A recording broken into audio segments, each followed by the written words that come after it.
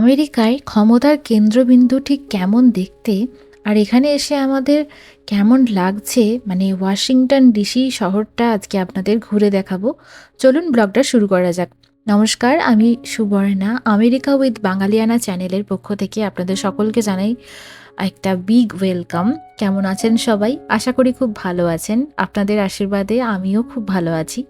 আজকে আমি আপনাদের সাথে শেয়ার করব আমার আমেরিকায় ওয়াশিংটন ডিসি ঘুরতে আসার পর কিছু মুহূর্ত শেয়ার করব আজকের ব্লগে, এবং তার সাথে চলুন আমার চোখ দিয়ে আপনাদেরকে ওয়াশিংটন শহরটা কেমন দেখতে সেটা একটু ঘুরে দেখাই। আমরা এখন হেঁটে যাচ্ছিলাম ওয়াশিংটন ডিসির ডাউন টাউন জায়গাটা দিয়ে। এটা হচ্ছে মেন এরিয়া, মানে মেন বাজার হাট, অফিসপত্র সমস্ত কিছু জমজমাট এই জায়গাটাতে থাকে। আজকের দিনটা খুবই ব্যস্ত আর রোমাঞ্চকর হতে চলেছে, কারণ আজকে আমরা ঘুরবো ইউএস ক্যাপিটাল হিল থেকে শুরু করে মিউজিয়াম আর হোয়াইট হাউসের সামনে। এটা ছিল হোয়াইট হাউসের সামনেটা, যেটা এখন চারিদিক দিয়ে ব্যারিকেড দিয়ে ঘেরা আছে, তাই ওটা ঠিকভাবে আমরা দেখাতে পারলাম না। এখন আমরা চলে এসেছি ইউএস ক্যাপিটালের সামনে। কি অপূর্ব সুন্দর লাগছে না দৃশ্যটা দেখতে। আপনারা এখন দেখতে পাচ্ছেন এই আইকনিক সাদা রঙের বিল্ডিংটি। এটা হলো আমেরিকার আইনসভা বা কংগ্রেসের প্রধান কার্যালয়। এর স্থাপত্য আর সামনের যে বিশাল লন দেখতে পাচ্ছেন, সেটা সত্যিই অবাক করার মতন। আর সামনে এই জলের ওপার থেকে সাদা বিল্ডিংটা দেখতে একটা অদ্ভুত সুন্দর লাগছিল এই দৃশ্যটা দেখতে। একদম ঘোর নীল কালারের জল, জলেতে হাঁস চড়ছিল কিছু, আর তার সাথে এই সাদা বিল্ডিংয়ের স্থাপত্য ভাস্কর্য দেখার মতন জাস্ট।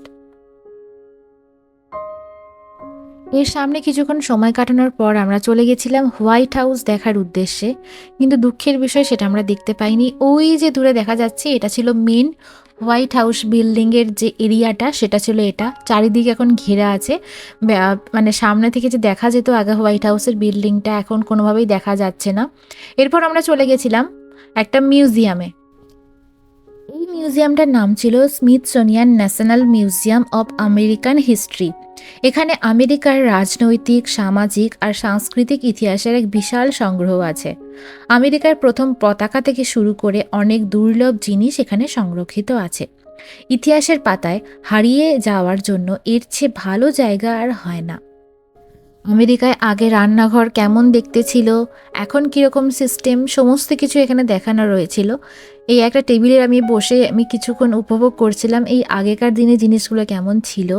এটা ছিল প্রথম জাহাজ বা নৌকা মানে বানানোর যে চেষ্টা, সেটা দেখানো হয়েছিল, যে প্রথম নৌকা যিনি বানিয়েছিলেন, কিভাবে বানিয়েছিলেন, সেই সমস্ত কিছুর একটা এখানে নিদর্শন পাওয়া গেছিল।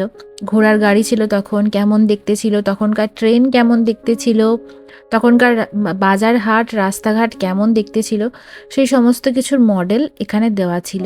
আর যেটা দেখলেই আপনার ভীষণ ভালো লাগবে এবং একটা দারুণ অনুভূতি। এই যে জাহাজের ভিতরটা কেমন হয় সেটা অনুভব করার জন্য এখানে এরকম রাখা ছিল। এটা হচ্ছে জাহাজের ইঞ্জিন, এবং এখানে বলা হয়েছিল যে জাহাজের ইঞ্জিনটা কোথা থেকে কি কানেকশন হচ্ছে সেটা বোঝার জন্য ওপরে দাঁড়িয়ে। তো বাচ্চাদের জন্য এটা একটা দারুণ শিক্ষণীয় জায়গা, যারা নতুন নতুন পড়াশোনা করছে, মানে ছোটদের এটা একটা শিক্ষণীয় ভিডিও হতে পারে, কারণ তারা তো এখন নতুন জাস্ট শিখছে বিজ্ঞান বা প্রযুক্তি, এগুলো সম্পর্কে সমস্ত কিছু পড়াশোনা করে নতুন জানতে পারছে। তো এখানে গেলে তার বেসিক আইডিয়াটা এখান থেকে পেয়ে যাবে বলে আমার মনে হয়। দারুণ জায়গা ছিল এটা একটা। তখনকার স্কুল বাস কেমন দেখতে ছিল, এই একটা আইকনিক গাড়ি কেমন দেখতে ছিল, তখনকার টিভি কেমন দেখতে ছিল, কেমন করে বাচ্চারা স্কুল থেকে আসতো, সেই সমস্ত ড্রেস, বাইক। এটা ছিল একটা ট্রেন। তখনকার ট্রেনে যে লাইটটা দপদপ হতো, মানে নিভে যেত বা সেরকম একটা ব্যাপার ছিল, এবং কেমন ছিল তখনকার ট্রেন, তারপরে যাত্রীরা কেমন ছিল, সেই সমস্ত কিছু ভিডিওতে দেওয়া ছিল, দেখতে পেলেন নিশ্চয়ই। ট্রেনের মধ্যেও একটা অডিও ভিডিও দেওয়া ছিল। আরও অনেক কিছু ছিল, আমি আপনাদের সাথে শেয়ার করছি একটু একটু করে।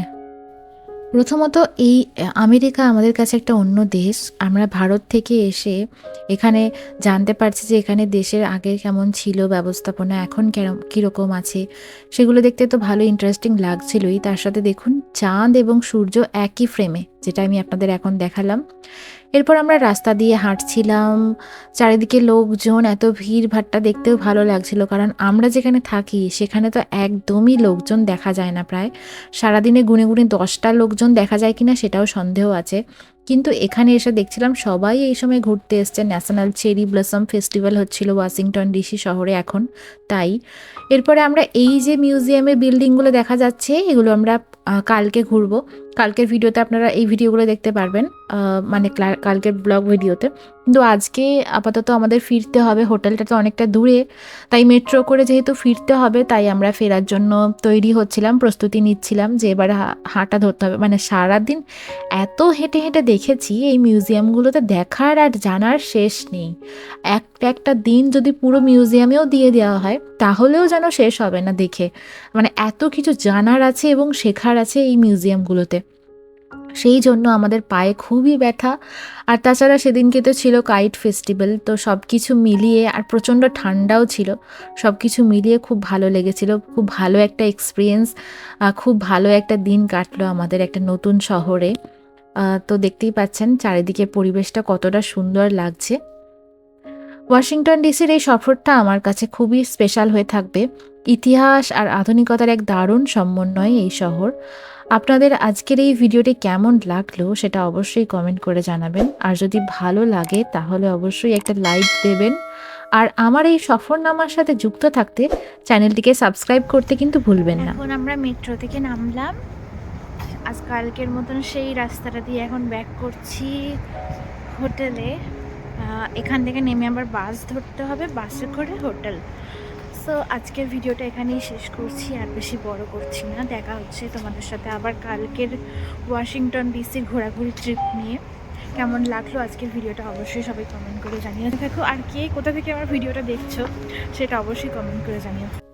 সন্ধে হোটেলে ফিরে আবার মাইক্রোওভেনে একটু পপকর্ন বানিয়ে শেষ করছি আজকের ভিডিওটা। দেখা হচ্ছে পরবর্তী ব্লগে। সবাই ভালো থাকবেন, সুস্থ থাকবেন, টাটা।